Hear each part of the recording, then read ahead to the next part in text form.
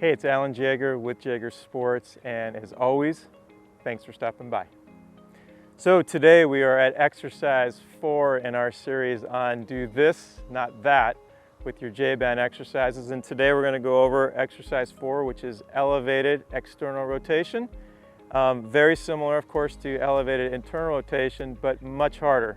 Because again, as you saw in exercise 2, external rotation at hip height, anything going in the external direction is much more difficult. So for that reason, I'm going to start out very, very close to the fence. Now, before we do anything, we're always going to talk about safety and alignment. If you notice, my clip, as always, is fastened where the chain link fence is intersected. That's the strongest point. Next, as we did with elevated internal rotation, which was exercise 3, is we use the analogy of the clip represents home plate in these exercises so that we have space away from it. But the other reason that's so important is because if the clip is now over home plate and we're in the batter's box, the clip will never be in alignment with our neck and our face and our head. So in a second, I'll show you that. Proper way to do it versus now you're putting the clip in alignment with your face. You never want the silver clip to ever be in alignment with your neck, face, or head. So as with all the exercises, let's start with posture. I want to make sure that my knees are slightly bent, my feet are grounding, I'm leaning slightly forward, and my feet are broad, about the little bit broader than my shoulders. If anything, lean slightly forward rather than backward.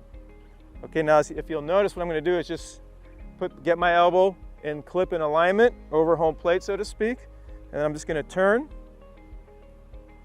And now I'm going to do is bring my wrist straight up at a right angle.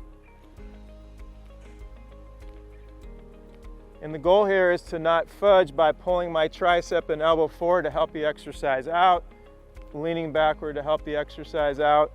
The idea, like with all the exercises, is to get very stable, keep the body still, and let the arm do all the work.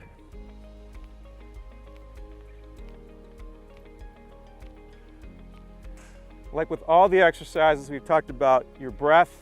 Make sure your breathing is nice and fluid. We've talked about making sure that the burn happens late in the exercise, so toward the 20 or 25th rep, if you will. For that reason, we highly recommend you starting close to the fence. We've had very big, strong players do this exercise for the first time and need almost zero to little resistance. So this is a very difficult exercise.